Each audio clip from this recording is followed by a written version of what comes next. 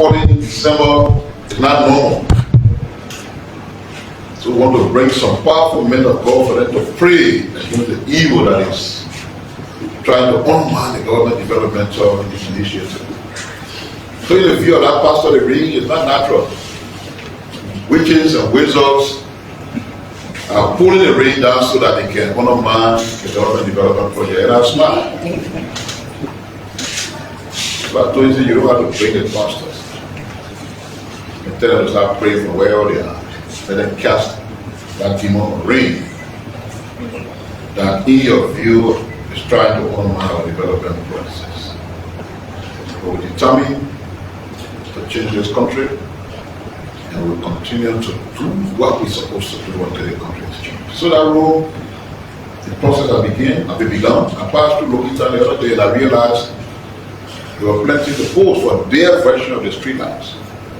It's been a couple of days I have not passed through, so I got to check there again. Maybe by the time we let their street lights are already on.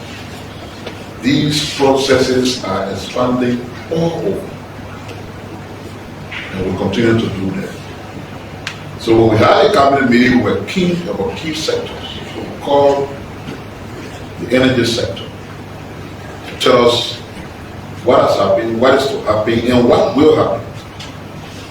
Call the infrastructure sector, led by Minister Gide. They provide their updates. Call the Ministry of Commerce to tell some of the things that they are doing.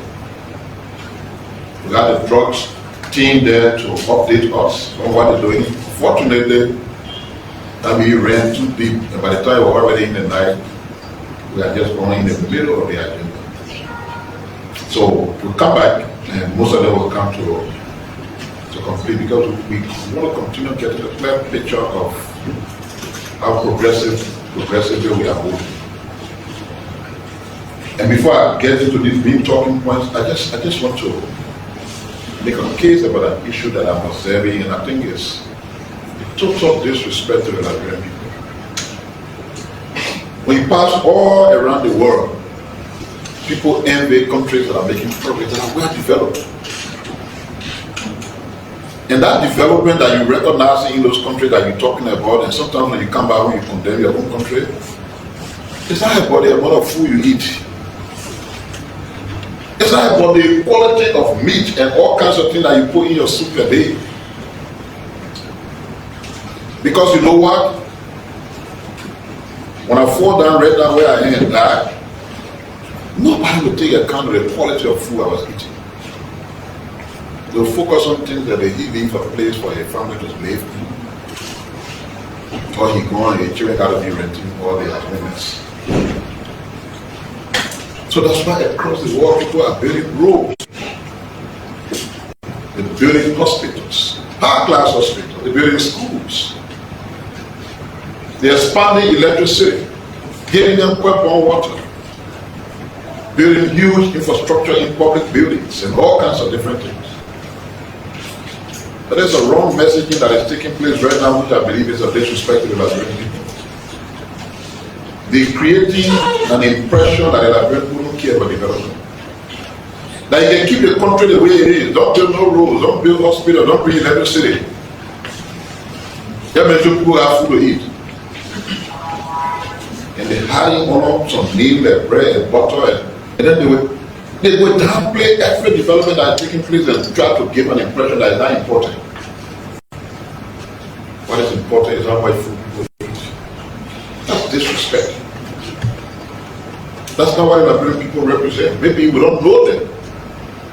They are conscious people who know what they want. That's the reason why they can choose a particular leadership, and in their view, if you're not doing the right thing, they can remove you.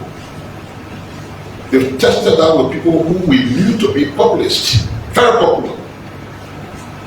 One election with maybe 14 of the counties in the country. The king back says here and said, no, you're not what we want. That's what they are. Serious-minded people who know good from evil. But we try to define them to be a group of people who don't care. Don't do anything for them. Don't build a country. Don't build a road. Don't build a hospital. They focus on food. You're mistaken. And that kind of disrespect to the people, they can pay you back in serious ways. Because that's not what they represent. They want a country that they can compare to other countries around the world. When people fly from here to go to Ghana, everything comes to the place, something changed. The NIC Managing Director made his presentation at the retreat, and he had an aerial view of how it looks there when you fly over Liberia now in the night, Monrovia in particular in the night.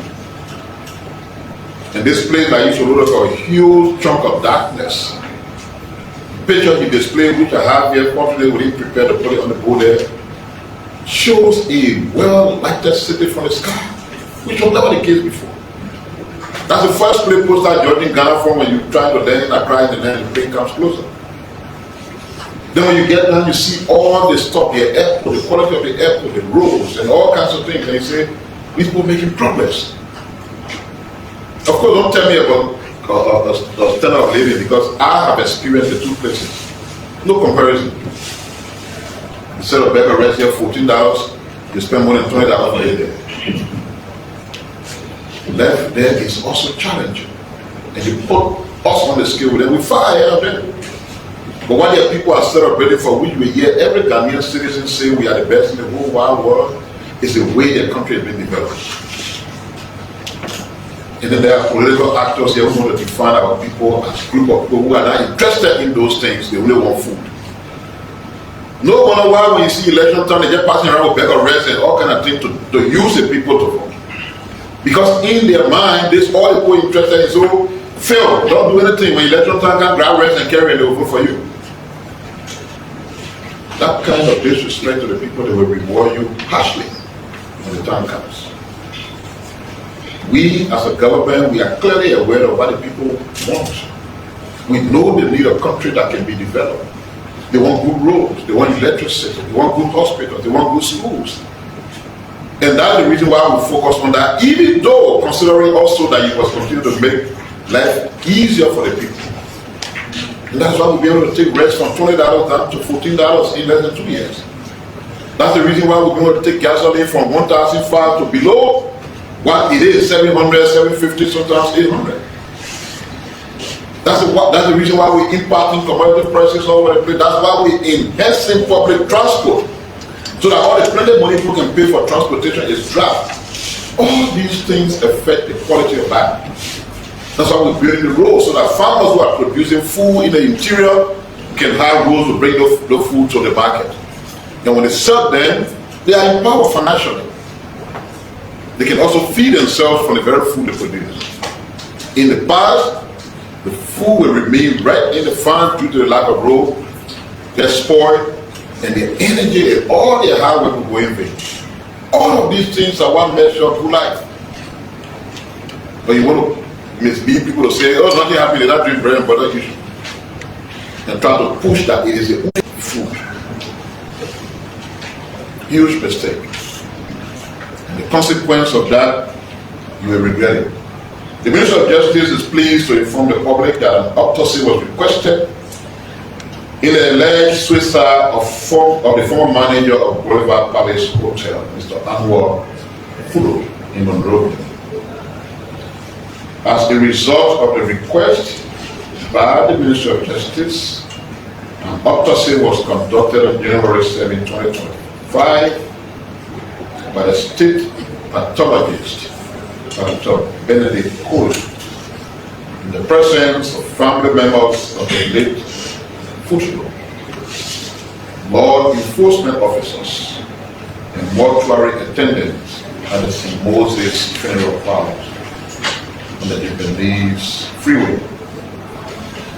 The autopsy report has established that the cause of death is unnatural, being consistent with a self-directed action, which interpretation is that the cause of death of Mr. Fudo is suicide. Wherefore, in view of the above, the Ministry of Justice, relying upon the result of the autopsy conducted, hereby informs the public that Mr. Fudo died of suicide.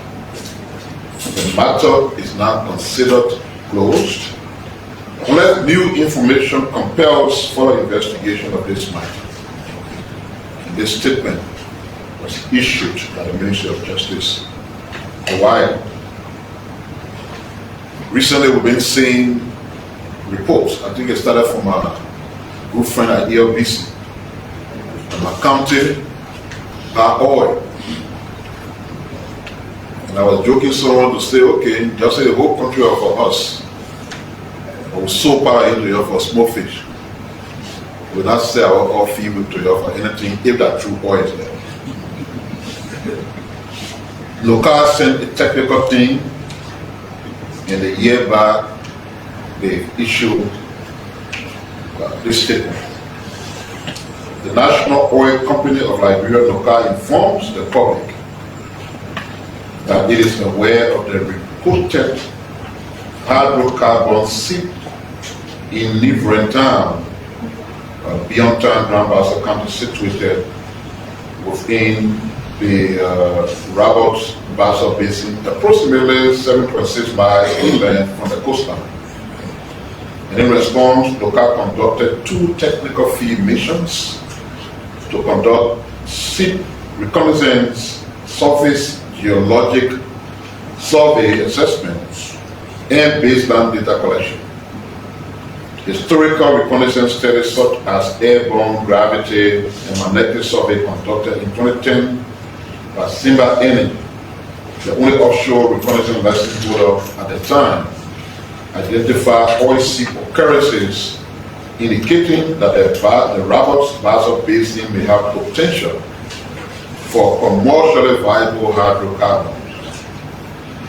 Building on these earlier findings, local geoscientists and technicians from the Liberia Petroleum Refining Company undertook 2 days of intensive field observation, depth review of historical data sets, oil soil sampling, and geological mapping. The assessment confirms that the reported seep area in Livren Town aligns with the structural and stratigraphic characteristics of the Roberts Bassa Basin. Samples collected from the seep zone are currently undergoing laboratory geochemical analysis, including API gravity determination to classify the fluid as sweet or sour, as well as biochemical profiling and diagnostic testing to establish the fluid type, source characteristics, and potential migration pathways. Final conclusion will be issued upon completion and integration of these technical evaluations. NOCA recognizes the strong public interest in this matter of national importance and appreciates the desire for accurate information. The corporation, however, urges government entities, members of the media, community leaders, and public figures to refrain from disseminating unverified or speculative information while technical investigation and laboratory analysis are still ongoing, as premature conclusions may undermine the integrity of the scientific process and the credibility of the results. NOCA remains committed to transparency and will provide a comprehensive, evidence-based update to the Liberian people upon completion of this assessment.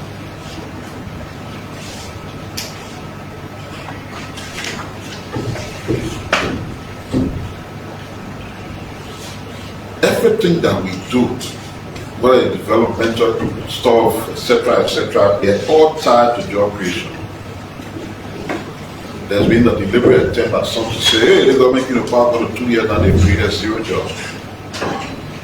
And I think part of it is because we're not being doing a catalog of the potential jobs that have been created and what they endorse to be created. So the public has those kinds of impression. I know at the last press conference, based on the Ministry of Labor presentation at the cabinet retreat, I sent just a sampling view to Minister Sando on the fact that just from some little thing that the ministry has been able to do with some of the concession years, it's established that over 5,000 new jobs and good paying jobs were created. I hope he announced that. Yes, he did. But all the infrastructure projects from the Ministry of Public Works are also tied to job creation. Why are you telling people?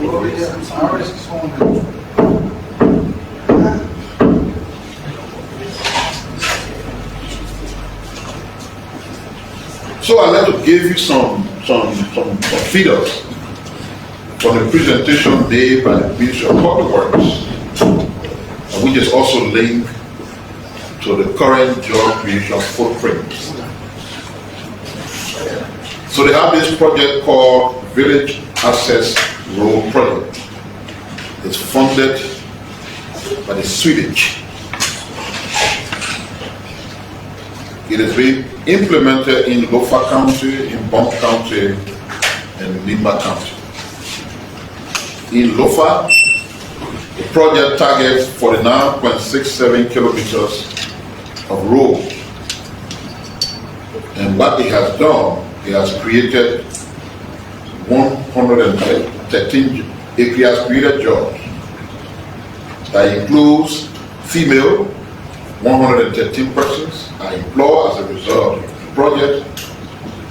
Male, 125 persons are employed, making a total of 238 sources of employment while the project is ongoing in Lofa. In Bima County, the project targets 92.67 kilometers. 115 females are employed with the project, and 354 males are employed, making a total of 469 persons employed as a result of that project.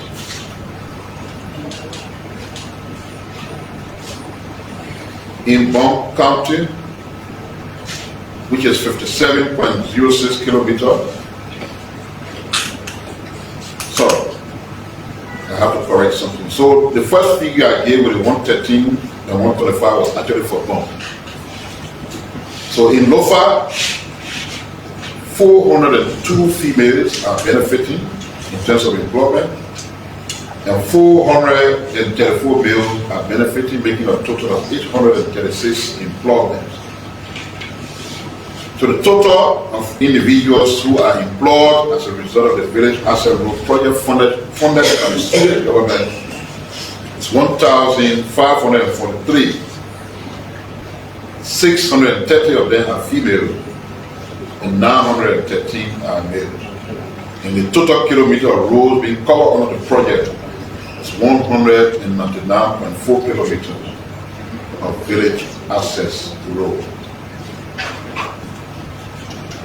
The established baseline is 4 female jobs per kilometer and 5 male jobs per kilometer. This baseline is a reliable formula for forecasting employment for future village access road projects. Feeder road maintenance. There are many feeder roads all in the country that we're maintaining at the same time during this period, also funded by the Swedish. The total job created as a result of that project is 2,155. Public Works also has a drainage cleaning project ongoing. And the labor implication is 1,977 persons benefiting from jobs. They got a community gravel road improvement project. That one is funded by the government of Liberia. It has 162 persons employed. The overpass bridges construction by the Chinese government, and it's funded by the Chinese government. That project employs 450 persons. Ongoing road construction, both the government of Liberia and UNOC funded 7,751 jobs. So the grand total of jobs created as a result of works that are being done by the Ministry of Public Works is 14,038 persons.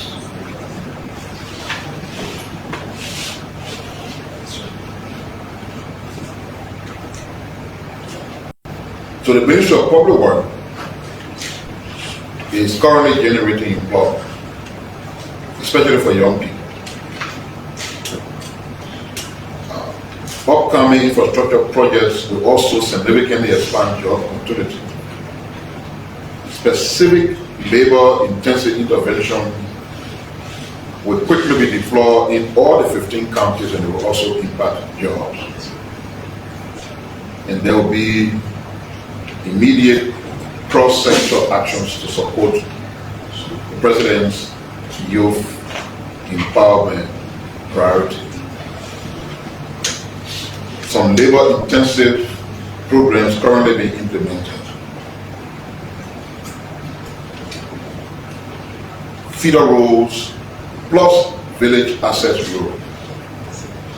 3,696 jobs. There's a high potential for expansion directly based on community engagement. Drainage cleaning and community gravel roads is projected that 2,139 jobs are created, primarily within Monrovia and its environment. And then the model for the youth employment is ready for skilling up in all the municipalities. Large-scale projects are significantly important to employers with measurable baseline. Current ongoing projects and jobs that have been created. Project 101, Government of Liberia and World Bank and Arab donors. First one is ERWA Junction to Pakapin Junction, then Ganta to Yigepa, Banga to Saraye, Ganta to Seklepi and Seklepi to Tabita. That project has provided job opportunities for 268 female, 1,891 male, and the total job there is 2,159. Project Bundle 2, Government of Liberia and the African Development Bank funded. Cargo Camp to Fishtown, and Fishtown to Kellypo, Sanipole to Loka 2. 615 females are employed and 4,897 males. Total jobs created there is 2,159. In summary, total jobs are 7,679 across 401.2 kilometers of road construction.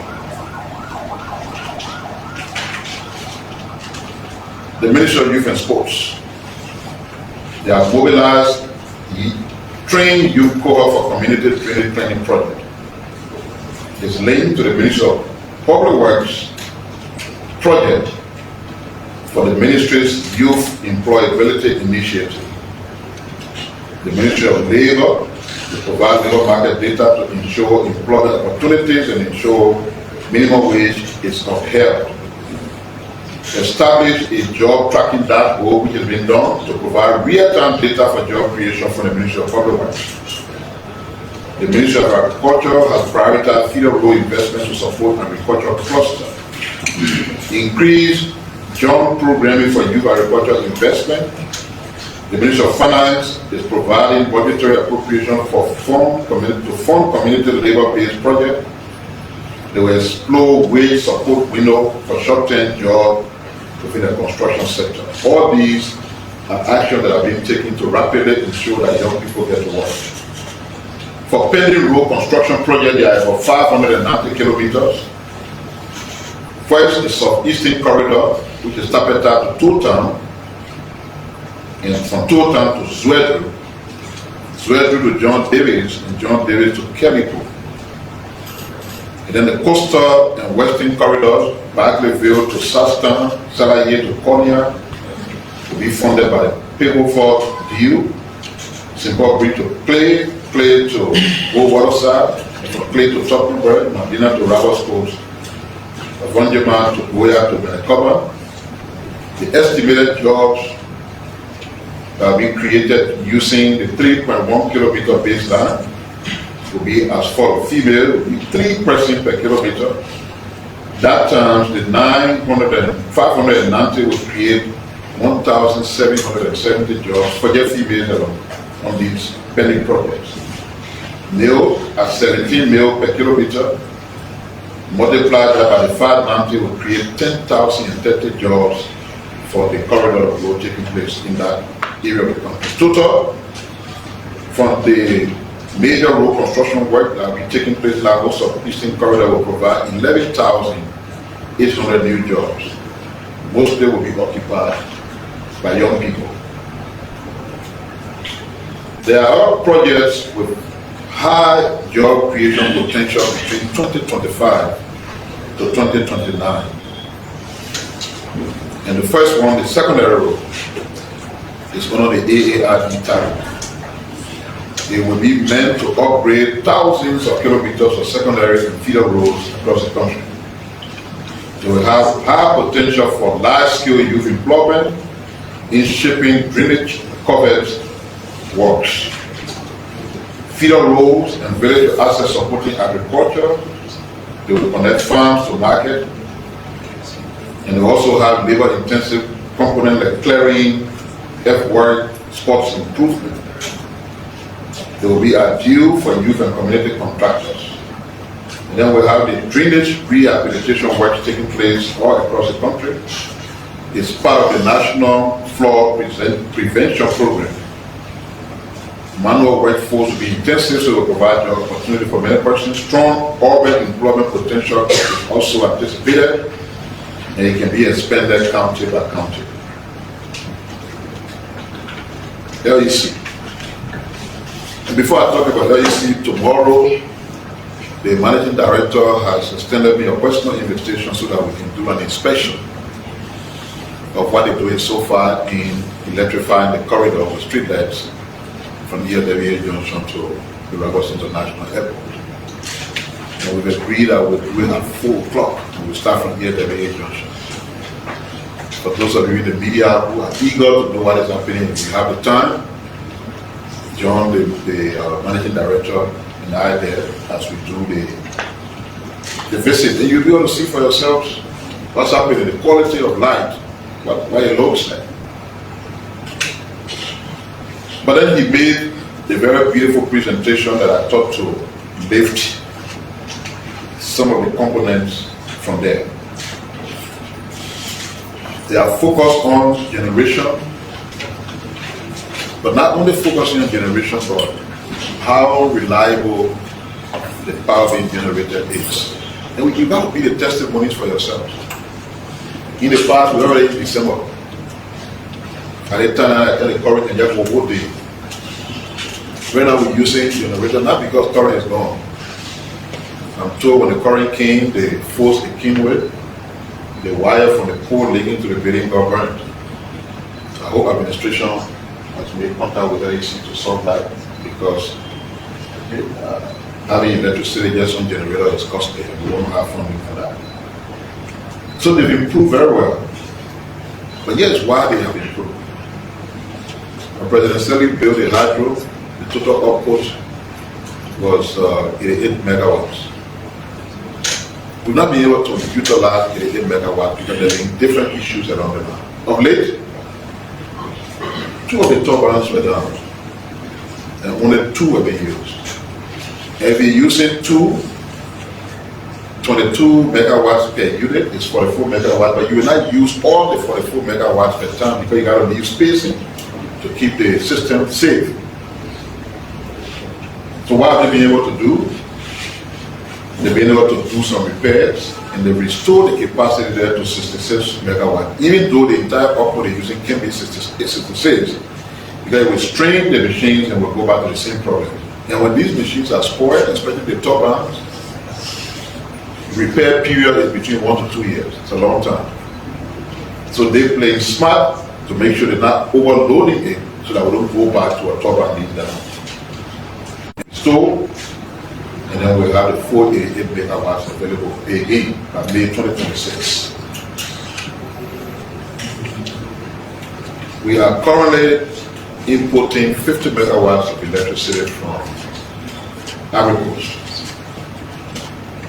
and 30 megawatts from Guinea. On the Bushro Island, they are maintaining the thermal plant with HFO regime to ensure efficiency during the dry season. So if you take note, currently right now they're not even doing load shedding as they used to do before. They are also expanding the network and all the special projects. Sorry, like I said, we didn't put it in the book. When I made a presentation, when you're in a plane, this is why Monrovia looks like in the night. Town's bag used to be that against the single layer, so that you can't even know what is happening to where our country said. It's an initial step, it may not look too big, but it reflects a change. So the transmission and distribution network, one of the things they've been doing is they built 317 kilometers of transmission lines and 461 kilometers of distribution lines. They also currently run 13 different substations. That's why you see current being available, that's why you see the current also being stationed. They got a program called Mission 300. And the goal of that program is to ensure that every year they connect 100,000 households to the energy grid.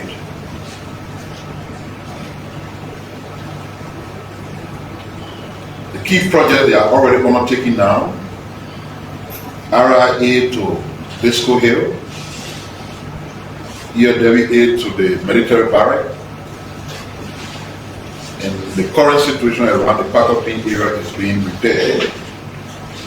Street lights rehabilitation is also taking place along the RIA corridor to ensure that there's lighting during this festive season, but also to enhance security. They have the electrification and rural integration program.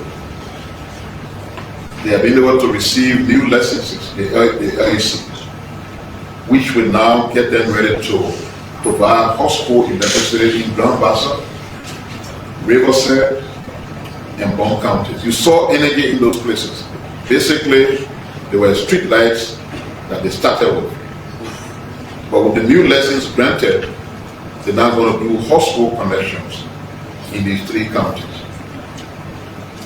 They've also energized Botota Sestor via the CLSG lines. And under the CLSG line, they have over 24,000 connections. They have 3,976 streetlights.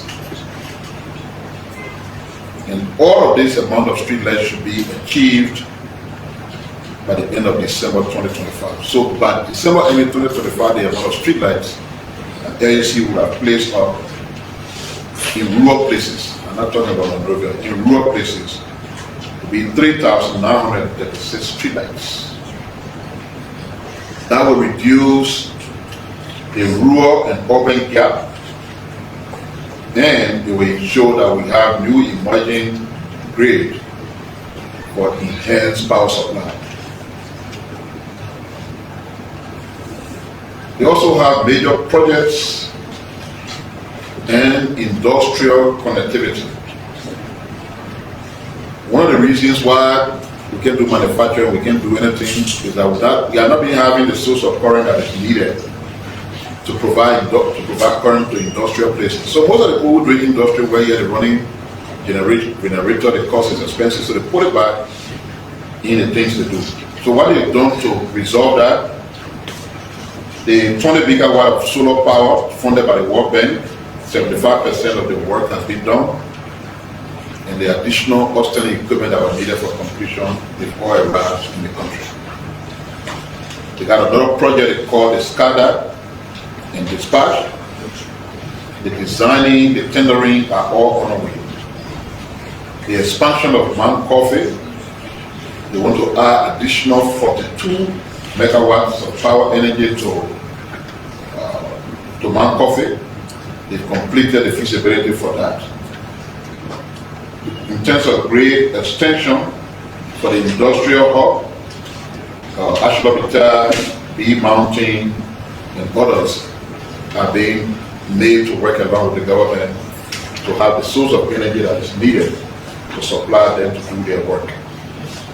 Then they're also dealing with some independent power producers. We've been engaging with them. Among them, Arthur Energy, that should be able to provide 190 megawatts of electricity. The SGTPL program will provide 40 megawatts of electricity. The CCEC will provide around 150 megawatts of electricity. That is 50 HFO and 100 solar cells. The TBL will provide 75 megawatts of electricity for solar, farm, and wind farming country.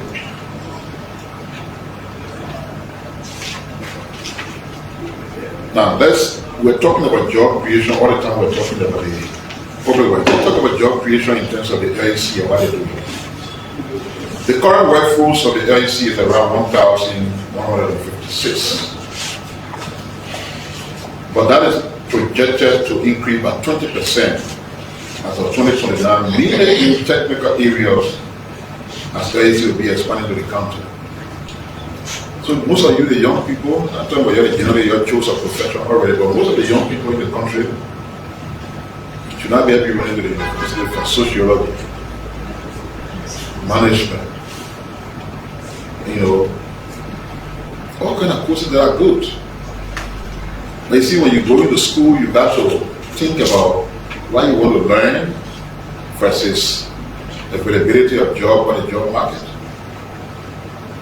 If the 20% LEC want to expand their workforce with, which are all technical jobs, if they don't happen when the universities graduating in electrical engineering, you know what they will do? Because the system has to run. So they've been foreigners to do the job.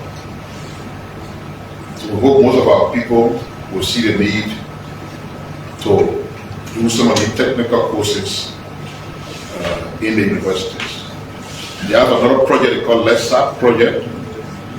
That project is expected to provide 623 jobs. They have another one called RESPAT. RESPAT is expected to provide 385 jobs. But along with these jobs, which are all direct and stable jobs, they will provide over 20,000 indirect jobs. And that means 12,000 of them will affect the LESA project and 8,000 will affect the CLSG program.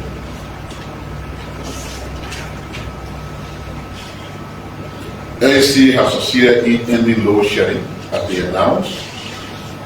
They reduced load shedding from 8 to 12 hours per day. It was 0 hour for 6 months before. So what they've achieved is that they have improved dispatch and optimized the use of imports of energy. Their maintenance cycle for the Bush Road plant has been fast enough. They are all donor-funded units. They got better hydropower management and their peak hour balancing is improved. And they also have an aggressive anti-power theft management program.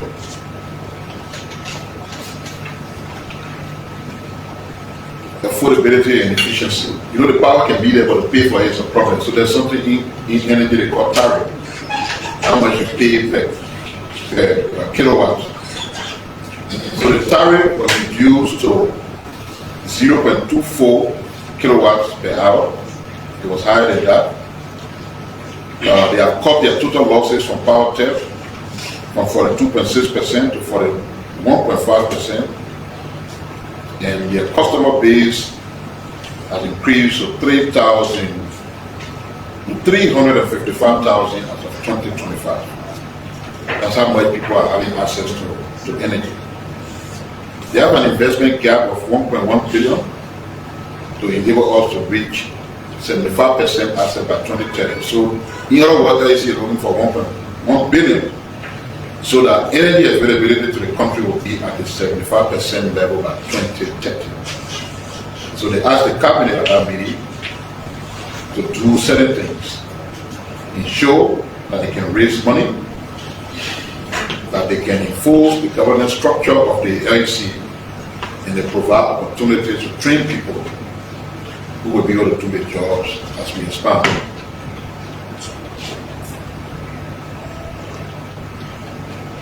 Sorry, I'm wasting your time plenty for you. You got to tell the story. You still have time to do your thing. How many minutes you think your team will go? 20 minutes, okay. Then we say preparedness for the drought season. The thermal generators have been maintained. The fuel requirement for them is 3,000 gallons to 3,000 to 9,000 gallons just per hour, per week. So the total operational expenses will be around 11 million. That's a lot of money. All the money that was supposed to hold these people. They have developed and validated major national policies such as the risk management policy, the fraud policy, the national maritime security strategy, domestic vessel monitoring and tracking framework, port reception facility guidelines, bunkering policy and ship-to-ship policy, the regulation under Chapter 11 of the Maritime Law. They have maintained the country IPS maritime security program with inspections at 17 facilities. They began the construction of the executive annex at the maritime headquarters, funded and operationalized post-state control building in Monrovia and MICAT. They have advanced CCTV security system network, uptime improvement, and biometric attendance system across all their facilities. They've completed groundworks for the maritime single window to streamline vessels and cargo clearance. They've launched a pilot vessel tracking and monitoring project for domestic watercraft using AIS and VMS. They have completed Liberia's National Blue Economy Strategy and full mapping of the national stakeholders. They have validated the National Maritime Security Committee and strengthened coastal safety awareness program, advanced regulatory framework for maritime environment protection, bunkering, ship cycling, and safety audit.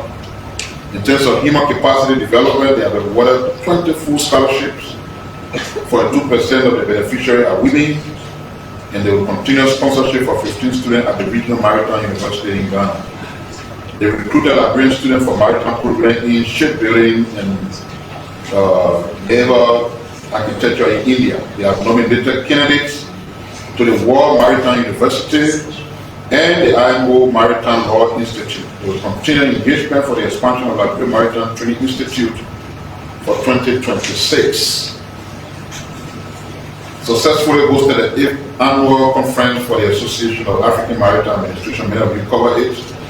In Liberia, elected as chair of the Maritime Marine Environmental Protection Committee, and they launched their campaign and maintained the seat for Category A of the IMO Council.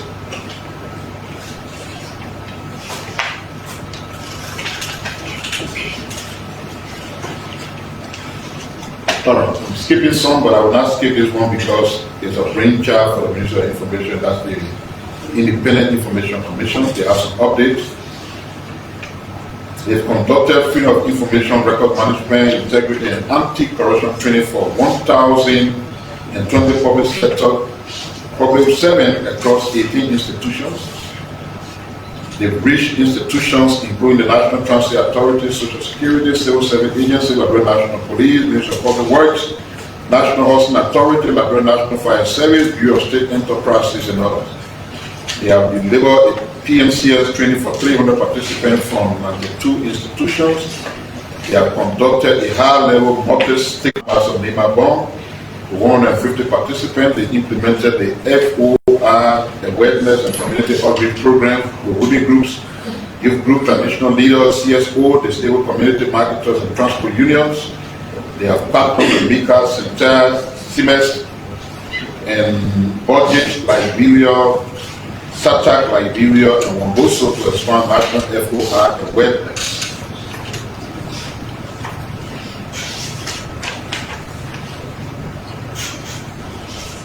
A few things I want to say from the Ministry of Commerce, then we end. I have updated from the Ministry of Justice, but I have to skip that. So you have to ask questions, the guests have to speak. So there are three major projects that the Ministry of Commerce have been working on. One is what they call the LIFT project. Another one is the livelihood project, and then the YET project. So one of the trade expansion and market access program, we drive jobs. They've been able to expand export. One of the duty-free scheme that process rubber, oil palm, etc., and they are being exported to India, China, and ECOWAS states. Two, the Liberia Standard Authority is not just operational, but they've advanced their work to full chemistry lab, which has been accredited internationally. So they've had 226 national standards that have been adopted across all priority sectors, and the Morura Industrial Park is to be upgraded, and power substation construction is on the way. They have 14,329 businesses registered in 2024, but by 2025, they added 2,500 additional. One of the reasons they said why rice and petroleum prices have not changed and everybody celebrating is because they have weekly and monthly monitoring program for rice and petroleum products. And what that has done is that it has stabilized the market in terms of availability and pricing. They have the Liberia Investment Finance and Trade Program, which is LIFT, that I spoke about. It's funded by the World Bank, and they have money available for that. It's 40 million. One, they are building capacity. Two, they've trained 52 business development service providers to enhance capacity. They have vetted and selected 55 SMEs in cohort 1 out of 3 under the accelerated 360 capacity building program. One of the projects, MOI, in collaboration with the Central Bank and World Bank, launched a $6 million credit since 2004. They have dispersed 2.5 million in phase 1, with a total of 112 SME benefited. The line of credit is expected to provide favorable credit terms and enhance productive capacity for Liberian SMEs. One of their livelihood program, funded by the UNDP, program seeks to promote environmental stewardship and community-driven volunteerism while creating sustainable income and livelihood opportunities for youth across Liberia. A total of 480 youth benefited from the program from 2024 to 2025, with 50% being female. Each of the youths received $400 during a 3-month period. One of the livelihood projects, which is also funded by the UNDP, they had a youth development plan competition. The objective of the program was to create access to finance for youth-led businesses to start up their business. So in 2024, a total of 350 youths benefited from training and funding to start up businesses. Each of them received $400 as well. And the final one is the livelihood project. Growth Accelerator Project. The Growth Accelerator Project is a program, is a flagship program activity under the livelihood program implemented by the Ministry of Commerce, with funding again from the UNDP. The program has up to 2025 provided capacity building and grants to more than 3 million to about 70 SMEs. These grants range from 10,000 to 40,000, and grants are free money you don't pay by the landowner. The program is aimed at supporting innovative and impact-driven SMEs and agricultural competitiveness. Imagine giving 10,000 US dollars and 40,000 US dollars to SMEs to enhance their business. Then they have the Youth Entrepreneur Investment Bank project, which is the YEP project. It was launched by President Waka. It's been funded by the African Development Bank. The initial funding is 17 million. The program is officially launched. The whole and senior management team have been recruited. The functionality of the non-deposit bank will commence once the recruitment process is finalized. And thereafter, it will provide capacity building to SMEs, provide guarantee funds for them, and potentially enhance employment creation. All these are things that are taking place in the country that I don't know much about, we don't talk much about, so we made our plan at press conference to be highlighting them so people can know what is happening. It's just something to make your own determination for those who say the government has created security jobs and will give the power. All the things I just read to you will tell you whether we have created security jobs or we have not created any job. Thank you. Quickly, Chief. So we just listened to the Honorable TrueLiberia, Minister of Information, MICAT, Mr. Abdullah Swaray, Acting Managing Director of the National Insurance Company of Liberia, NIC. Before the minister was winding down, I saw some fatigue in the eyes of the journalists. However, your gadgets are not fatigued, they are still active and moving on. So thank you very much. I'm told that you should keep introducing yourself until you can no longer introduce yourself. Meaning, appear already good. So when the minister appears, no one needs to do, and then ask for his name. So my name is Abdullah Swaray, Acting Managing Director of NIC. NIC is the National Insurance Corporation of Liberia. So usually many persons mistake it for NIC, so it's always NIC. So that's the National Insurance Corporation of Liberia. So we've come basically to update the media, the Liberian public, about developments at the level of the national institution with reference to all of the things that we've been able to do over the course of our stewardship. And it was interesting to note that not many Liberians know much about what is insurance. And that speaks to the extent to which NIC is not known.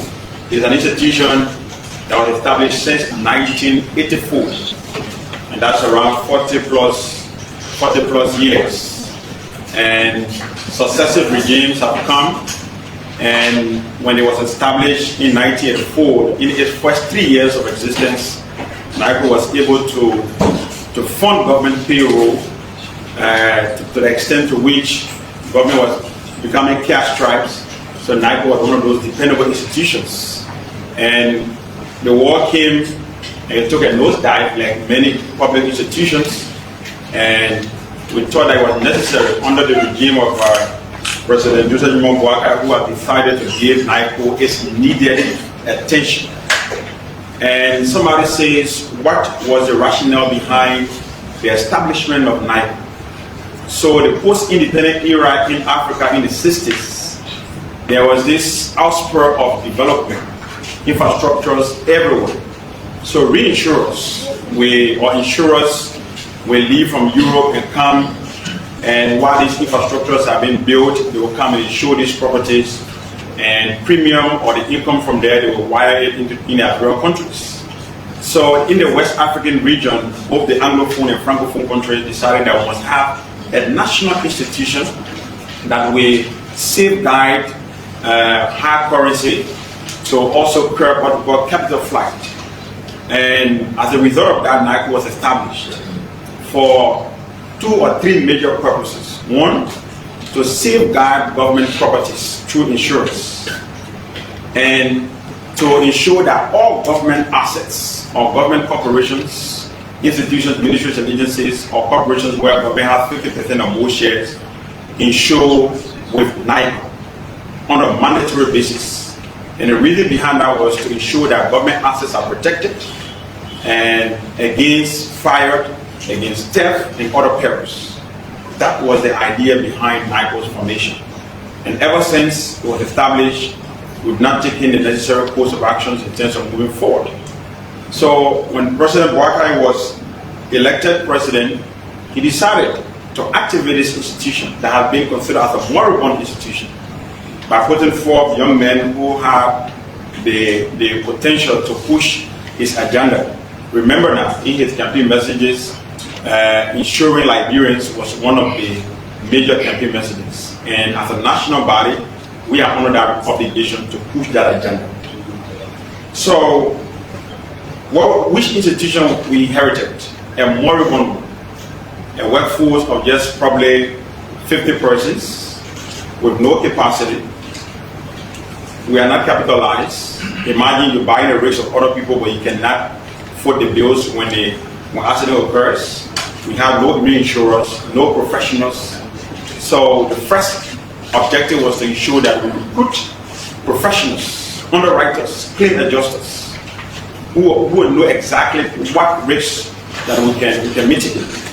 So staff training, capacity building was a major priority. How do we capitalize the institution?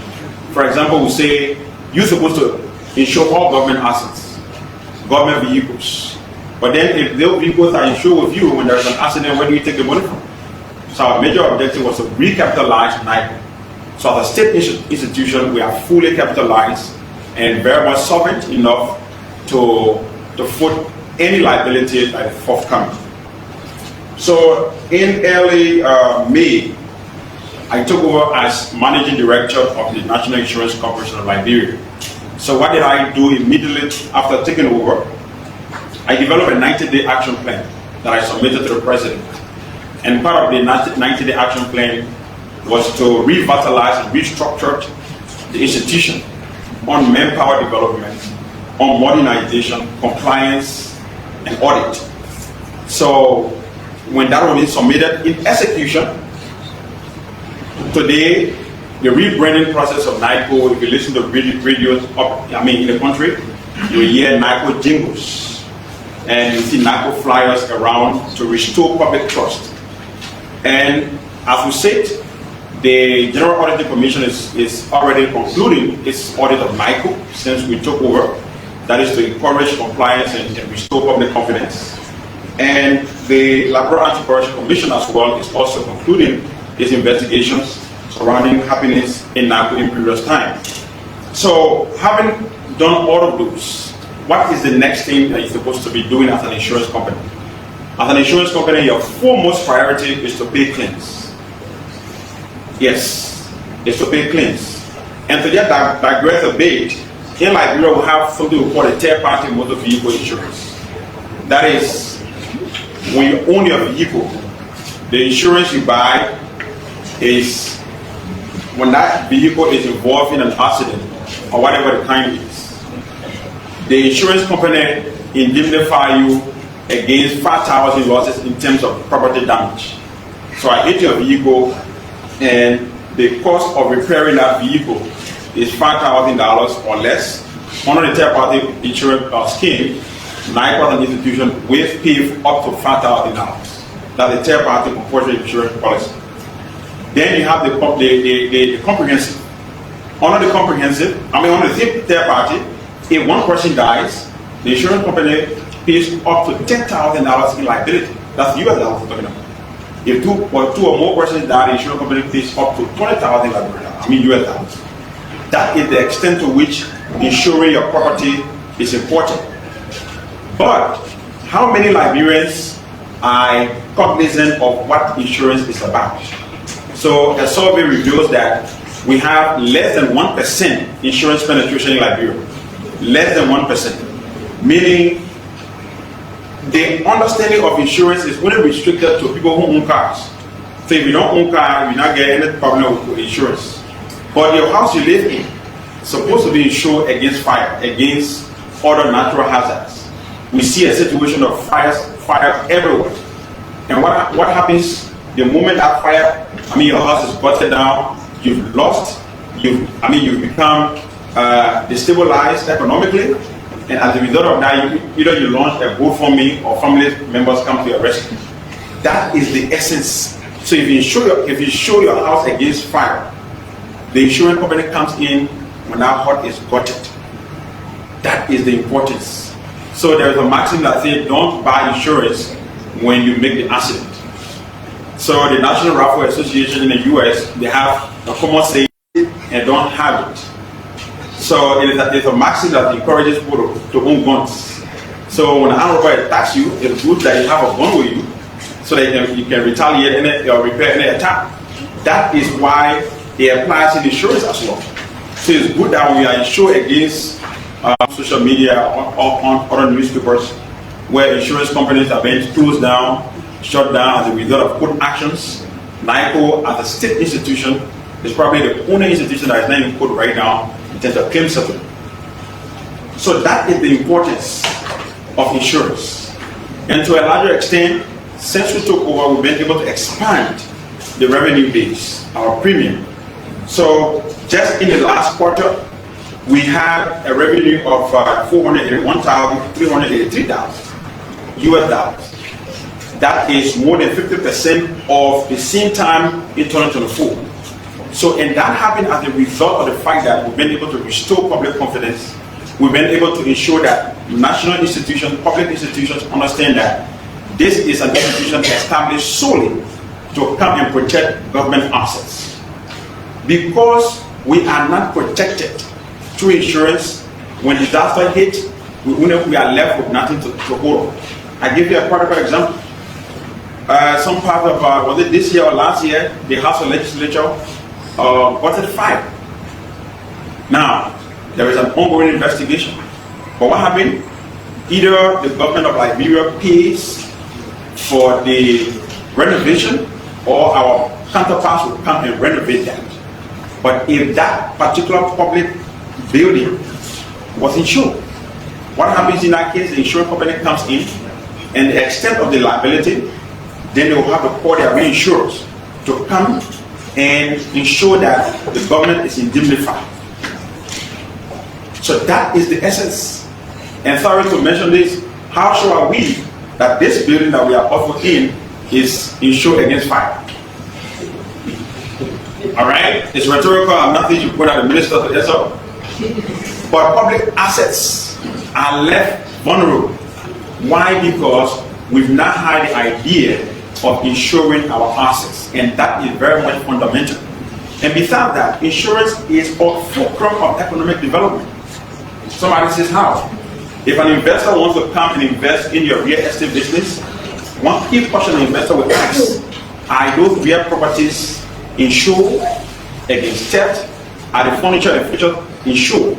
Are they insured against natural disaster? You'll be asking those questions. If you cannot answer those questions, the next thing will be, well, I don't think my investment is safe, and that will discourage investors. So that is the essence. So, but having established the major essence of insurance and why we think we should move on, we thought that it was necessary also that a law creating NIC must be enforced.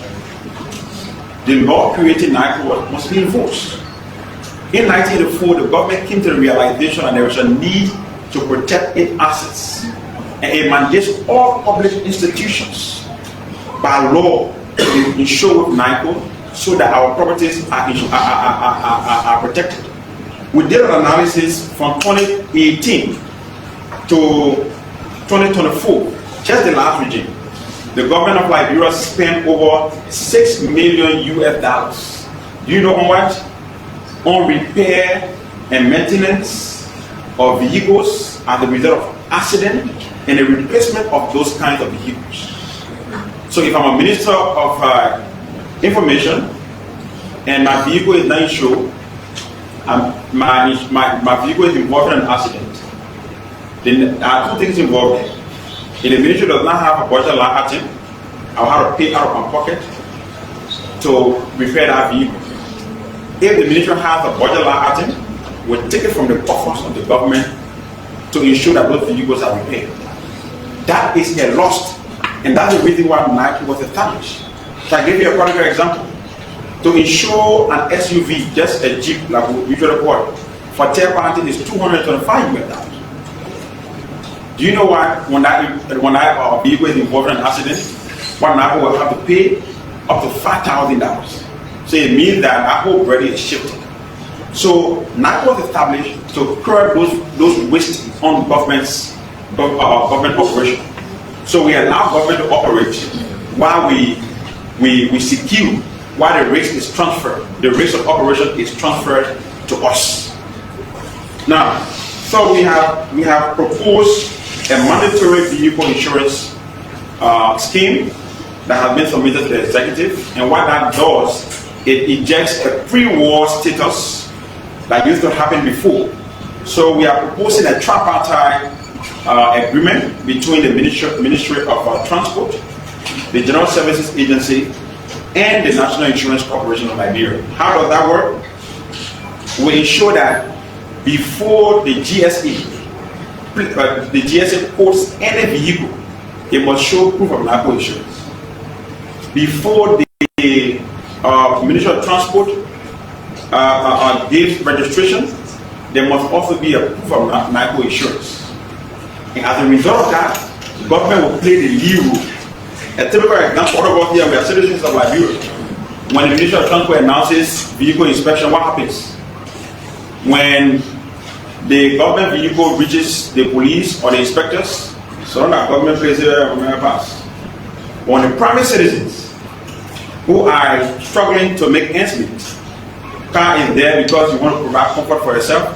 What happens? The policeman pulls you up because you don't have proof of insurance. So government must lead.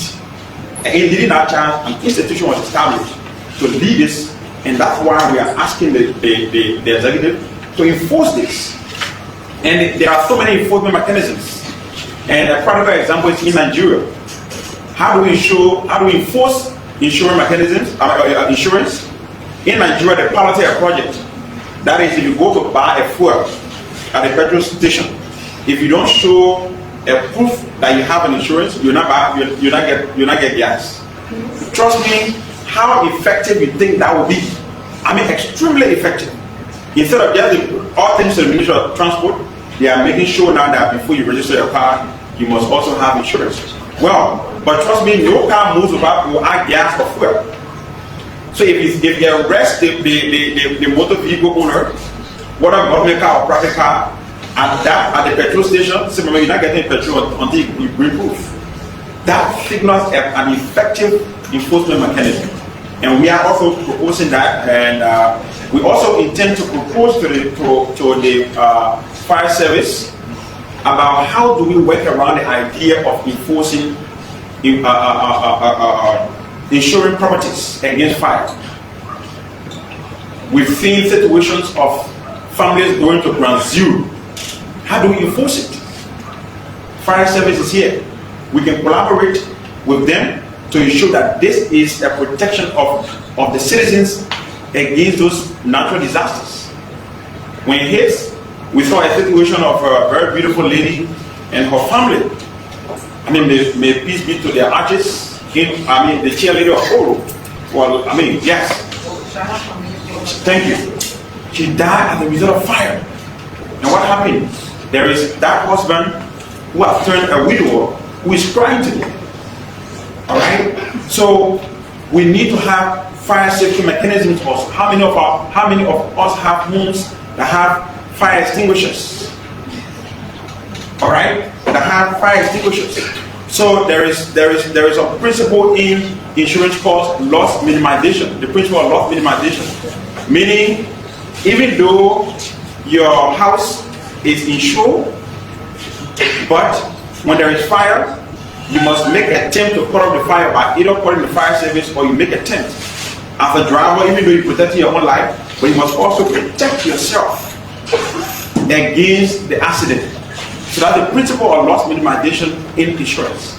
And that is very much key to also understand. How do we have a national conversation around these things to ensure that the development agenda we are pushing for this president and the Liberians in whole must be holistic. They must touch every sector, every segment, and every nook and cranny of Liberia. The Minister of Information just told you about the updates on road development on the Banga, Menikoma, and Konya highways. We need holistic development. And while our transportation time is shorting, we also need to protect ourselves against other things that are also behind us every day. Now, so we proposing that what is the projected revenue if all government issues, just 80% of government properties, not just other properties, but just vehicles, NIC as a state institution will be raising more than $1 million. More than $1 million. That is to tell you how many vehicles that government have. Look in the bureau garages, government cars are everywhere. In the bureau garages, there are some are abandoned. GSA may technically not account for everything. But if those assets are insured, they will have a greater lifespan. It reduces the pressure on government on the national budget. Aside from that, we also intend to propose a policy which we are also discussing right now at the MOU is at the drafting stage. Both lawyers are looking at it from all of the institutions. And this is directly targeted at civil servants or government employees. What is the idea? So we've come to the realization that most government employees who are a little bit well-to-do, they've got their own vehicles. They've got their own vehicles that convey them to work and back. But then at the same time, salaries will always compete against the priority that we have as a person. What do we do in this case as a national institution? Can we bring some relief to our civil servants, to our government employees? So at the level of NIC, the management decided that we will propose to the Civil Service Agency. Currently, there is something called the Legal Power Anthony, the LPA, where when you want to build your house, you want to go buy blacks, you get money, the salary you can go to the black factory, and you get 1,000 blacks on the morning. If like $500, ain't no work for black, and the CSA will deduct that from the salary for 6 months period. You need a television, you don't get money right away. That's the LPA system. Normally, you don't have it. The CSA has even digitized the process. They launched it just a few months ago. And so what we decided to do at the level of NIC is to ensure that we capture civil servants who are struggling but have vehicles to make their life comfortable. So when you come to NIC, the policies that we are proposing right now will be your vehicle registration, your insurance, everything combined. You come to us, we give you your policy. Then we'll bring a commercial bank. The commercial bank will give us that money. The commercial bank applies a little interest on it, and they will take that thing for a salary over 6 months. Meaning, we improve compliance, vehicle insurance compliance, will also improve revenue generation. So that is what a state institution established for social protection does. So currently that is under review, and I believe no civil servant who has a vehicle, for example, to insure your SUV a 225 registration is 150. That's around more than $300. You don't want to take $300 from your $600 salary or $400 salary at once. If somebody tells you, man, we'll give you the policy now, please know not how much you go to work freely, but we'll take our salary from there in 6 months time. Come on, like 1 year or year. So that is what NIC is proposing, and we are at the finalizing stage. So hopefully in the first quarter of 2026, we will be piloting it over SOEs and other ministries and agencies. Now, so these are the major developments that we intend to push, and it's our humble plea to our partners that those policies that have been pushed to them so that we can expedite those ones and have an institution that was established to guard and protect government assets against disasters. And before I take my seat, it's important to address a very important issue. Sorry. So with that, we would like to say to you that the national institution at the level of NIC, but this time next year, you will have an institution which name will not be forgotten, will not be mistaken for Doka, but will be an institution that is already making an impact in the lives of public servants and civil servants, and we can assure you that we will push everything possible that this moribund institution will become the cornerstone of national development like it is happening in other countries. So with that, I would like to say thank you, and we are also open for any questions. So we just listened to Mr. Abdullah Swaray Acting Managing Director of the National Insurance Company of Liberia. So once again, my name is Swaray calling and I'm coming to you live at the Ministry of Information. So this is Thursday on today's December 4, 2025. Keep following. He has spoke very lengthily, which is good because when the major development takes place across every sector of the country, is good that as a ministry we highlight those development, pinpoint them at our press briefings so the public can know what is happening. We know all of the good things that happen from prostate written on the sea. But before we take the questions, when the microphone is available, you have to always repeat something from the election journalist, Malisa. You want to make a brief remark before the question? Just a minute, just to brief it. Those days when I was here, they used to say distinguished members of the food estate. It's an honor to be back after several years. Like the minister rightly stated, this trip was an emergency trip. I had to come here to bury my sister urgently because she died last week. But after I listened to my brother, I understand that the government is improving to some extent. I traveled from Battlefield Highway to Central City. I saw some road project that is going on, and one of the best things I can, who think we always wish for, is the road network in the country. And from what I have seen, there's a hope for our country and development. It doesn't just come like that, it takes time. So I'm excited that this ministry is informing you every week, bi-weekly on projects and everything that's going on. When I visited this place some years back, this room was not like this. So I want to commend the minister and his team, his staff, for the work they continue to do. And let us continue to do our best, give the best coverage, because while we report, what you see is why you report. Leave it with the public to just be the judge. Don't put yourself in any story when you are reporting. That was one thing I learned. Just give it as you see it, and let us who are listening to you be the one to say what we have to say and give our own opinions. So I want to say thank you, Mr. Minister, for giving me this chance, and to our insurance guy, I want to say thank you. This is a new development. Sometimes it sounds strange, but yes, that's development. The more you do it, and then you get to understand the benefit of insurance. So thank you for the time. It is to seeing new faces. The media is doing good. Let's continue to do our best. Thank you so much. Thank you, ma'am. So we'll now entertain questions. EFBC is still live. We want to work in time. When you look at EFBC, normally goes off at 2 o'clock for the news.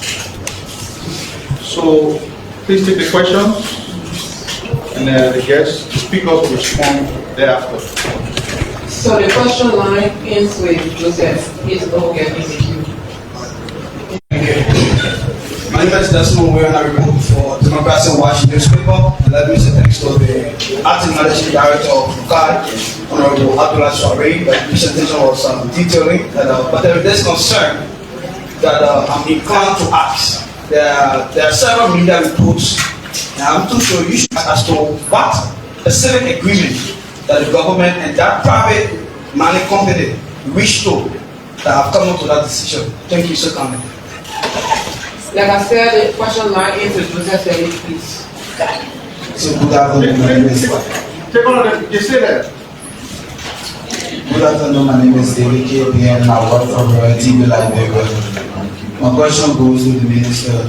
He spoke well on the issue of the electricity of AEC, but over the past time we have observed AEC have been stable, but there is this issue that have come to my attention on the issue of power tech by the group for TrueLiberia. To just a few concerns being attended to what we are asked the acting managing director. Basically, there have been few reports, and I don't know there will be an official response to the managing director from NIC. There were two communications from board, which was signed to a resolution. I really want to know what has led the board to sign a resolution to halting employing 4 persons have been mentioned, reportedly being employed by you, and to the government spokesperson, Mr. Pia, on this morning on OKFM, the former chief of office staff, the chief of office staff of former President George, we are saying that if people feel or have felt that the horse that the former president built on Nash Street was reportedly money belonging to the government was reportedly news. He has dared on your government to go there and do the needful. What's your response to what the chief of office staff of the former president? Good afternoon, my name is Christopher Bestman and I report for Inside Liberia. Well, Mr. Swaray, just be concerned. During your deliberation, yes, there's 2 questions. No. One for you, Mr. Minister, one for Mr. Swaray. So, you said something here during your deliberation, and of course, this actually raised my eyebrow. You said every vehicle needs to show proof of legal insurance from the Minister of Transport. So I'm concerned, where do we stand with the private insurance company when we register with them?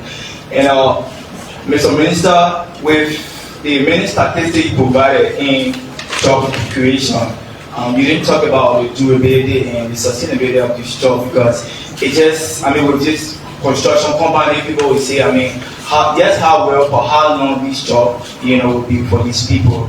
And Mr. Swaray, can you please tell whether how can we insure our life? Because I too want to get my life insured. We didn't talk about that. So, my name is Joseph Sedi, and I work for the News Newspaper. My first question goes to Ms. Not a French journalist again. Not a French journalist, but this is my But the president convened a cabinet retreat in Bonny County on last year, May 23rd, at the ministerial complex. The president convened another cabinet retreat where the president provided a mandate that all those holding political party positions and holding government positions, which is in violation of Section 5.12 of the Code of Conduct, should resign one of these positions. Since that pronouncement, we still see most of government officials, and I don't want to go down the list or name them, but during the meeting, that came on the agenda, that portion of what the president announced at this cabinet retreat, but they put on the agenda for it to be discussed, because the Unity Party is having for official already, and we still see most of these actors politically active. So, were you putting on the agenda? That's my question. And lastly, to the head of NACO. I know you are crying on, people now registering government properties and so on. Now, I want to know, what are some of those mechanisms you're putting in place to ensure that we can work with these government institutions to ensure that they register government properties and assets that it will generate huge domestic revenue contributing to the budget? Thank you. Well, good afternoon, Mr. Minister. I'm Rashima Joe, an independent journalist. My concern has to do with you need several corridors across Liberia comes to road connectivities, which is road. But there are other major corridors that are served and necessary cleaning for. And in those areas, there are huge population, and you will find that It be fast, bossman. it's a corridor from Greenfield to Tucson, to Blackable, from Blackable to Niglebo, from Niglebo to Wajiken to Fishtown, from Fishtown to Bakerville, from Bakerville to Maryland. Like whether from Bakerville to Maryland, there is an ongoing work there. But before that area, the other area, we are still to hear about what kind of work going on there. Our last question has to go. One question, please. One question, please. One question. If for the guest, fine. The minister. One question. Thank you. I'm Hugh Small and I work for the former my question to the Minister. Quiet, please. Your friend is speaking. Minister Pierre sat and I listened to you. You made a statement, and I'm concerned because you said when you take cabinet meeting, Minister Gibbs was very clear that the government won't take risks when it comes to the pavement due to the climate change situation of their current experience. But I'm concerned as to what extra innovation, whether it rains for until and we see the climate change as the longest it can go, what extra innovation the government will take to address that issue that you mentioned, that is the African pavement, because the climate change, we're not seeing we have control over it. So what extra innovation is our government considering? Thank you, those are all the questions. Thank you.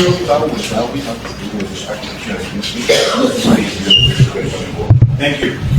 Thank you so much. And I was about to address the issues when the minister asked me to allow the questions to flow. And I will ask for your undivided attention on this one to be very much key on it because it's important.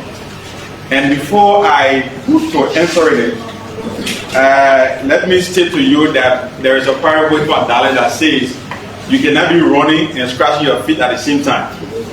But when you are an appointed official of government, it means that you must learn how to run and scratch your feet at the same time. Because you are the subject of everything that you think about in terms of negativity. What do I mean? So the entire workforce of NIC, very small, 56 human beings, 56 persons. And out of those 56, you have two heroes, two segments of employees that we inherited. A segment of employees that are not civil servants, and a segment that they are employees but pay within the internally generated revenue, by the internally generated revenue. And the segment is being paid by the civil service agency as a subsidy. So my UNACO is an SOE, but at the same time being subsidized by the civil service agency. So part of the capacity building and restructuring that we intend to institute at the entity is to ensure that all the entities, all the segments or sections of the institution are vibrant. So I inherited an institution that has a non-existent procurement department. Absolutely non-existent. And that's public fund. Before you expend it, you must go through procurement process. If that is not done, GSU will hook you up. Human resource, non-existent as well. Our customer service, insurance is about selling something that you don't have. When I say you're selling your integrity, you're selling the trust. You're telling somebody that let me buy a race. The person is looking at you. So customer service is very, very cool. So what happened was that early July, around May, a staff passed away. A CSA staff passed away and another staff retired. And what do we do in this instance? When that happens, you take immediate action Because if you don't take immediate action, you will be doing what we call payroll paddling. Because when somebody dies and the person's name is on the payroll, and another person resigns and another person's name is on the payroll, tomorrow, if you do not take immediate action, you will be adjudged for payroll paddling. So what did I do? Immediately as a forensic auditor, a certified fraud examiner and an auditor by profession, I decided to take immediate action. And what was the immediate action? To fill in that void quickly before it spilled over. So my action was to avoid payroll paddling. Carry this news. Was to avoid payroll paddling because a staff died, a staff retired, and I needed to fill that void as quick as possible. So what did we do?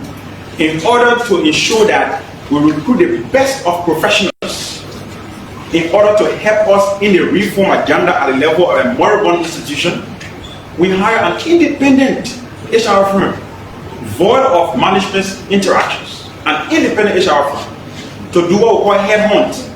HR people do exactly that, to identify professionals in procurement, in human resource, in customer service. These are positions that are genuine to an insurance company. So that was being done. 4 professionals, in fact 5, were being vetted and forwarded. As a result of that, with no management interactions whatsoever. What did we do? We wrote the CSA, the Civil Service Agency, that have got its own rigorous process of recruitment and examination, forwarded to the CSA, and guess what? Only 4 persons survived the rigorous nature of what the CSA has to do there. All thanks to Mr. Josiah Jokai of all the scrutiny you have to put in place that before you get on a government payroll, you must be scrutinized, you must have the requisite qualifications and every other thing. That was early July 8th. And what happened next? The people, those 5 persons were going through the exercise of the personal action notice and every other rigorous steps there. They could not qualify until October. Follow this chronicle until October. October, they were finally free, and 1 person, because of credential issues, the person was not qualified. 4 persons were qualified and duly employed. We gave them an employment letter dated October 9. Take note of those dates. October 9. 4 professionals to come and lead the reform agenda of an institution that got just less than 60 employees. Imagine a small workforce responsible to ensure all government assets, no capacity, no human capacity, infrastructure, everything is non-existent. Everything is manual. What happened next was the board needed to meet for its 3rd quarter. The board met on October 10th after those individuals have been vetted by the CSA and placed on payroll through their own system, not NACO's involvement. And they already have a letter to start the next day. The board had an emergency meeting because why? They needed to take an immediate action on our internally generated revenue, how to curb overhead costs. Because in insurance, you pay a lot of money. You pay commission, you pay accident claim. Somebody go outside general, finish buying your insurance right now. You sign a policy. As soon as the person go outside right now, the person may accident. Imagine the person pay $225. As soon as they get outside, the man may accident. The accident cost $5,000. You must take money from somewhere and pay. So they both said there is a need to curb all of our overhead costs. So the board put a moratorium on new hiring on the 10th of October. So what happened right there? Being a compliant person and not to aggravate the ignorance of the board, I decided through the HR person that those individuals that have been newly hired need to be told to hang on, hold on until the board lifts the moratorium on new hiring. That's the theory, very clear. Until the board lifts the moratorium on new hiring. And those individuals had their letters in their hands, CSA had already qualified, and they went through all that rigorous process. At the verge of coming on the onboarding process, they could not come because of the board quartet, because they want to control people. That is the story. So within that waiting period, board cannot meet right away. So after 3 weeks, after officially writing the board to lift that moratorium, so those individuals can come and be of help to an institution that needs the vibrancy it requires. You had an individual who called me. So my first statement that I made that as a public servant, young professionals out there around the world, when you come into working government, get prepared to be maligned, get prepared to be blackmailed, and if you don't fall for it, they will use credible media institutions. They will use credible media institutions to mislead them. And as a public servant, the media is your friend. You cannot fight it. But blackmailers will want to mislead credible media institutions to tell a story that is not. So, an individual called me who supposedly was connected to one of the person that died. An individual called me on an anonymous call. The person who died for narco, with no with peace be to his ashes as our employee, the person supposedly connected to, because the person thought that narco would have meeting them on the payroll so that the money goes to the family after the person had died. So my attempt at stopping that, the person has an issue to fight, to blackmail. Also, he took my brother on the payroll, we'll see what to do. That was the direct threat the very first time. Then the person doubled down. So after the processes were going, processes went through, and they were duly employed, the person decided to have a ceaseless campaign to blackmail. So immediately before the go, in fact, some of the board members had already given their consent to lift it for them to start work. Individual called again and said, if we need to meet. Well, people have started, 4 employees are on your CSA payroll, but they have not started work yet. I said, yeah, that's a fact. Because the board has halted it, and I'm seeking the endorsement of the board before the board can start work. And the individual kept on, well, if you, anyway, we'll see. So the next thing, I started seeing publications up and down, and with all credit to the credible media landscape that we have, the media landscape is also susceptible to blackmail. Because sometimes in Liberia, the complainer is always right. The moment I come to you now and explain that John Paul is wicked, your first impression that John Paul is wicked. Before John can bring his story, the next thing, the damage has already been done. So I'm saying to you, as a professional, my attempt at NACO was to stop payroll party. Because somebody died and another person retired, I cannot keep them on the payroll. Why? I should not keep them on the payroll because they will want me tomorrow as a public servant. So that was the direct attempt to stop it. But sometimes they say good intentions are not laws. So my intentions and my actions have been made interpreted because of someone out there who felt that they should have benefited from their dead relatives who have been hanging on government payroll. And that was the situation when this government inherited. There are dead people on payrolls. And the accounts are direct because the direct deposit system. Echo Bank, for example, if an employee passes away right now, if the minister does not take a corrective measure, that person's account is direct. From Ministry of Finance, they'll just push the money there directly. Somebody will take that person's ATM card and then he will draw it out money. That was the kind of syndicate that we decided as a pro examiner by training. I must take corrective action to save an institution that has just 50 persons, 26 persons as a workforce. What is the wrong? So, as a young professional out there, you pushing yourself, you need to be prepared. But I can tell you for free, I told you earlier that you should keep introducing yourself until you are no longer introducing yourself because people know you by face. So you've seen this face on social media, on other news outlets. With no attempt to attack them. We appreciate your reportage, but we decided to come to the national platform, the biggest, to tell the story of an institution that is at the verge of triumphing other institutions of national governance in terms of the impact that we made.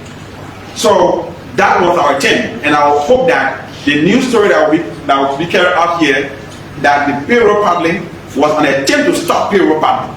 My action was an attempt to stop payroll paddling because I could not keep dead people on the payroll. I could not keep an employee who had resigned. So right after then, it was where the board came in. So the moratorium was the result of the not starting work because I wanted to respect the board. That is the action. Absolutely nothing wrong. These are living human beings, those are who don't exist. These are living professionals who have got certified, training certificates in their bureau or professions, duly recruited by an independent, verify each our friend to come and help us in order to avoid a human interaction to say I'm a brother here or I'm a sister here. No, that is the story at NICO, and I hope that the news media carries this. Two, one about the private sector. When you say NICO should insure government vehicle, what becomes of the private sector? And the point is right. But here is the catch.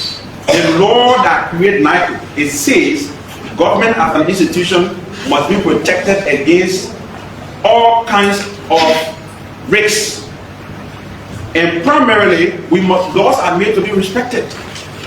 So somebody say, what becomes of the private sector? But more than 80% of government properties are not insured. So it means that NICO will not be taking nothing from the private sector. All government vehicles, 80% we can count right now. If you get 10 government vehicles right here, only one issue. So it means that the private sector is not even insuring government cars. So what belongs to NICO is what NICO wants to take in the effect of the law. Until the NICO law is repealed, that is the law, and we must respect it. And look at the benefit, look at the losses against government. Like I just told you, 2018 to 2024, $6 million was spent on repairing accident cars or buying new cars. Why should government spend such a money? $6 million can be used to build schools. All right? I just saw in the newspaper 89 million being approved to build 100 new schools across the country. $6 million is a huge amount of money that can be used. That's why NICO was established. So we'll not be taking anything from the private sector. The private sector you're talking about, the buildings right here now. All of our buildings are susceptible to fire and other thefts. What is it? So government was created to establish that particular, to curb such a waste on government, to protect human lives, to ensure that economic development, insurance is a key to economic stability and development in Liberia. That is the point we want to push. The brother asked me what mechanisms am I putting in place to ensure that the NICO law is enforced. There are too many options, but we'll go for the softer one first. The soft one is that ever since we took over, we wrote all government institutions, including SOEs, introducing the NICO Act, that you are under mandate to protect government assets by insuring them with NICO. Yes. So we've introduced it, some have become compliant, some are not compliant. And some have a reason that NICO is not sovereign, but we are fully sovereign right now. We are fully capitalized as an institution. We are fully licensed. And the only insurance property that is not in quote for any claim settlement. That is the extent to which, so we are changing the mentality. We are changing the narrative that government, anything about government is not for anybody. No. This is a new regime, and we think that the president means well. It must push the agenda of the president to our various sectors that we represent. The other colleague asked me, how do I insure my life? It is very important.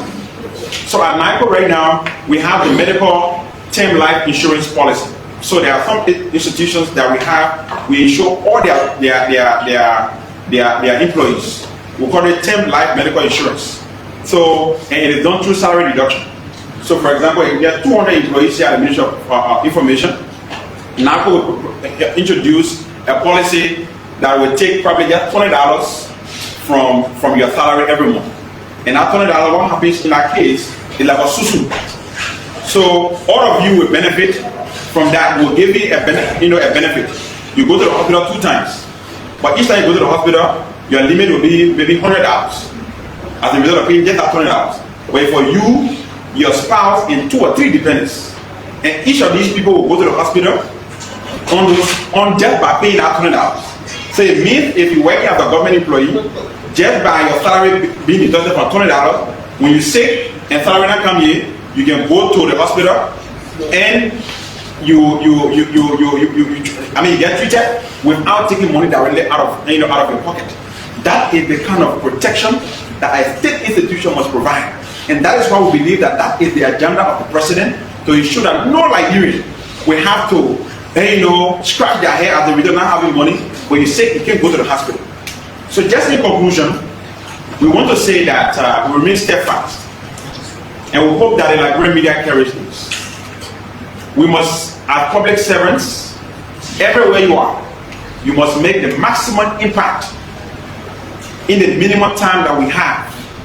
And it will be sometimes at the detriment of your high-end reputation, who are bent on destroying people who have built their characters over the years. But the reform agenda that we are carrying on at NIC will remain ceaseless. And our heads are bent on, we will carry on these reforms without a stupor. So let the war go forth. Now our actions were deliberate to curb. Our actions were deliberate to stop what we call payroll panel. And that was the reason why we were deliberate enough that the CSA will be the conduit.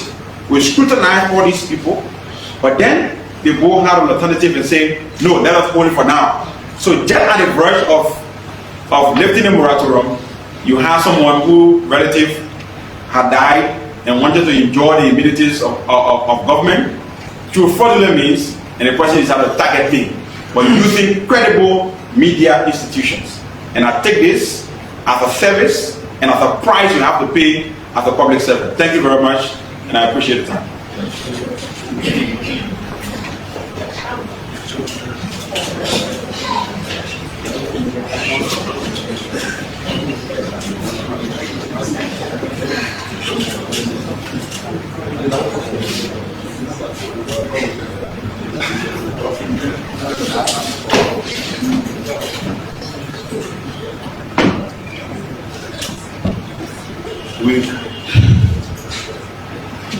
I already told you one pastor found solution on God. So we'll pray for the demon of rain to stop. But on the technical front, on a serious note, I'm not a technical person. I've just relayed what the Minister of Public Works said. So I have to take a question back to him too, to say, look, the gentleman was concerned. Why if it keeps raining, will not do the road? Or are there other innovations that can be applied to do the road side still raining? So when he gave me that answer, I'll come back and then I'll tell you. I'm not sure when it really the whole year then we get put what the road again. I'm sure they're going to be able to find a way to take care of that. When people sign concession agreement this month, they have social corporate responsibility. So not necessarily signing some contract with it. So if M&G, that is a concession, they are taxpayer, they meet all their obligations. If they say on their own that they want to help us for sports academy, I'm not sure whether we need a special agreement for that today. I'm not sure. But if there is, then I will find out the next time I come out and will answer you specifically for that. But I think it's just good concession here. We don't want to just focus on their business. They want to do something too that helps the community. If you're taking gold, I think it's a gold company, right? You're taking gold from a place, giving her a school academy for the riches you're taking from there. I don't think it's really big enough. I think it could be even more than that. Power theft, I know the tax force headed by Mary Brown is still enforced. I don't know whether they're still very active, and I know that tax force is supposed to be enforced and they are supposed to be combating power theft and not necessarily the management structure of the AC. So I hope I will call her and find out from her whether she's still in charge and what they're doing.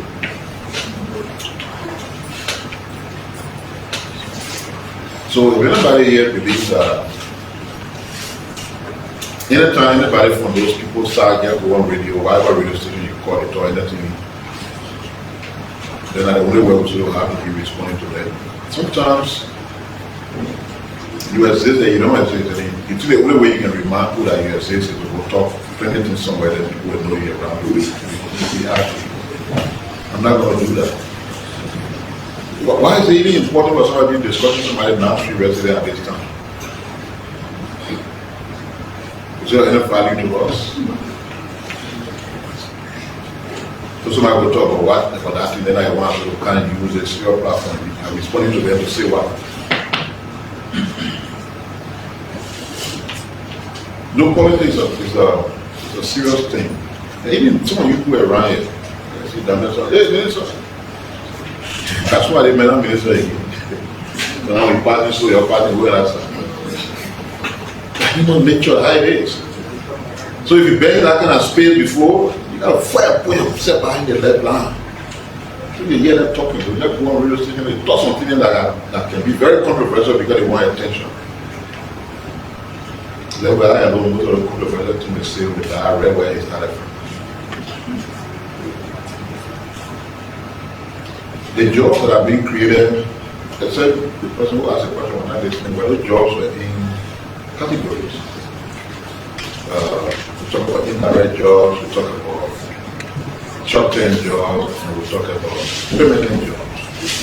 So they have different categories, and it will be, some will come and they can be renewed every now and then, some will be permanent. Road work is not something that can take short time. You know how long we'll be on the highway? So all the people working for that project is very important. The road work is continuing to the southeast, going from Tapeta all the way to the places I named, Toasttown, Johntown, Kellyville, all the places. They're going to take years. And for as long as those roads are ongoing, people who are employed are employed. Some of them are real long-term jobs, and they will help with the unemployment issue.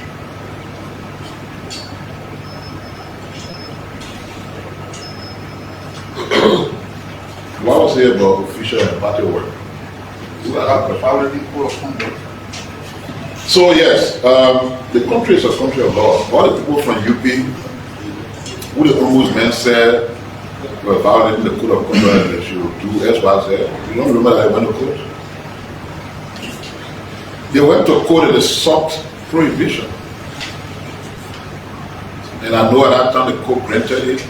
That's some of the challenge we have in major problems. You know, when the asset recovery team started the anti-corruption thing against gracious rap, the court had a prohibition for 9 months, which made it know that the asset recovery team was useless. It was there, and I don't know why it was so much long, 9 months. But I found out what happened when the party leaders went to court and prohibition was issued. I don't know whether it stayed there. If there's a prohibition, you got to respect it. That's part of the law. So the code of conduct is there, and people will want to execute it, or where there is agreement, that only the court can interpret it. So they say they put on D, and the court say, no, that's why the code of conduct say in the rush, the code, and the court say prohibition. You got to go until the court resolves the matter. That's part of the whole rule of law concept. Next press conference, your attendance is good. I hope by the time we come back here next week, this place would have been fully decorated with Christmas paraphernalia, and also to assure you that something we started, which we hope we can continue, is we give some Christmas packages to our employees. And as always, we consider you to be like our employees too. So when we're taking care of our employees, we also take care of you for